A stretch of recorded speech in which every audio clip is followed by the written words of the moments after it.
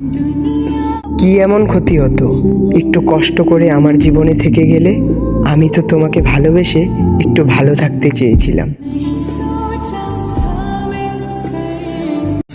এটা সত্যি, যাকে তুমি যত বেশি চাইবে সে তোমাকে তত বেশি ইগনোর করবে। এই শহর বড় অচেনা, কেউ টাকা ছাড়া বন্ধু হয় না, চেহারা ছাড়া প্রেম হয় না।